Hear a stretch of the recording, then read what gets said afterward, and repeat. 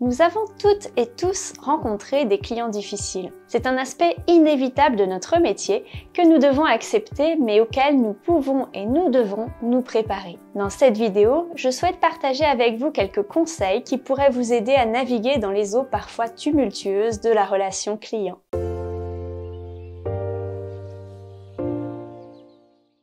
Les premières fois où j'ai été confrontée à une situation compliquée avec des clients, je m'en suis fait toute une montagne. Je me suis beaucoup remise en cause, ce qui certes est une démarche d'amélioration professionnelle, mais seulement à condition de rester constructive.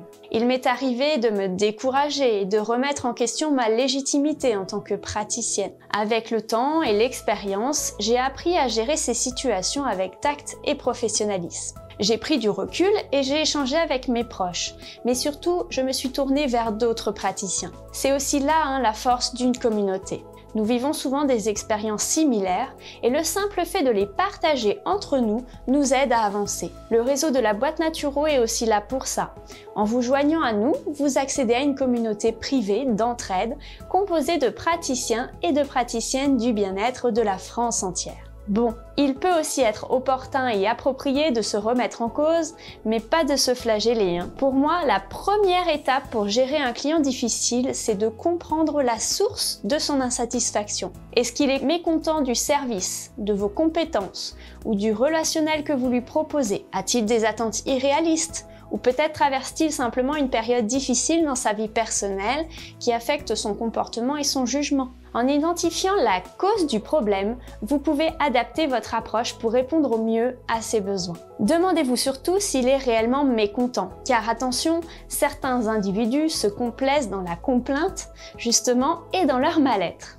Mon deuxième conseil serait d'engager une communication efficace. Je m'explique. Dans la relation client, c'est vous qui avez la main. Vous proposez un service pour le bien-être d'un individu, vous souhaitez être utile, mais en aucun cas vous ne devez subir les attentes d'un client. Sachez que votre client n'est pas le roi, il vous consulte. Surtout lors du lancement de votre activité, pendant laquelle la question financière peut vous générer du stress. Vous ne pouvez pas vous sentir dépendant de votre client parce que ce ne sera pas sain. Certes, vous avez besoin de clients, vous avez besoin de développer votre entreprise pour gagner en sérénité, mais surtout pas à n'importe quel prix. Il va falloir poser le cadre pour traiter le problème avec le client. Offrez-lui et offrez-vous un espace de résolution de problème, un temps donné avec un objectif clair. Car je vous le rappelle, la très grande majorité des conflits relèvent de problèmes de communication. Alors posez au client les questions que vous vous êtes posées précédemment. Est-ce que ces attentes profondes sont en adéquation avec ce qu'il peut attendre de vos prestations? Est-ce qu'il a bien compris ce que vous proposez et les limites de votre intervention?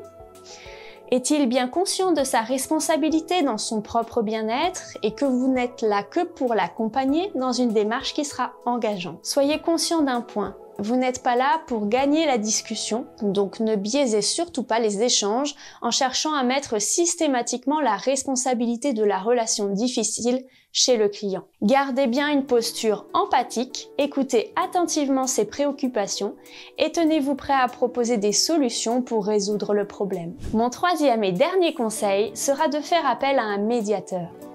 Et oui, dans certains cas, malgré vos meilleurs efforts, il se peut que vous ne parveniez pas à résoudre le conflit avec votre client. Dans ce cas, il est possible, et c'est même obligatoire d'en avoir un, de faire appel à un médiateur. En tant que professionnel du bien-être, les coordonnées du médiateur doivent être affichées sur tous vos profils publics conformément à la réglementation en vigueur. Par exemple, sur Mon Produit Bien-être, vous pouvez facilement trouver les coordonnées des médiateurs qualifiés dans les informations légales de chaque fiche praticien. Pour rappel, un médiateur est un tiers impartial qui aidera les deux parties à trouver une solution mutuellement acceptable. Il ne prendra pas parti et se concentrera uniquement sur la résolution du conflit. C'est une option très efficace lorsque la communication directe a échoué. Pour conclure, je vous invite à ne pas laisser votre activité être polluée par des relations conflictuelles.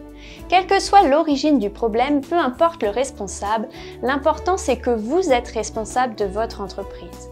Vous avez envie de la faire avancer, de la faire évoluer pour que vous remplissiez la mission que vous vous êtes donnée en choisissant cette profession. Gérer les clients difficiles peut être un défi, mais avec de la patience et de l'empathie et une bonne communication, il est possible de transformer ces situations en opportunités d'apprentissage et de croissance. N'oubliez pas que chaque client est unique et nécessite une approche personnalisée. J'espère que ces conseils vous seront utiles et si vous souhaitez recevoir plus de conseils sur la gestion sereine d'une activité dans le bien-être, vous pouvez vous inscrire gratuitement à notre newsletter. J'y partage toutes les astuces que j'ai pu mettre en pratique lors de mon activité de praticienne en hygiène de vie et naturopathie, mais aussi issues de nombreux échanges avec plusieurs centaines de praticiens. Toutes les infos sont dans la description ci-dessous. J'espère que cette vidéo vous a plu. N'hésitez pas à nous donner votre avis en commentaire et à vous abonner à la chaîne YouTube. Je vous remercie d'avoir été là aujourd'hui avec moi et je vous souhaite une belle journée pleine de relations clients harmonieuses. À très bientôt!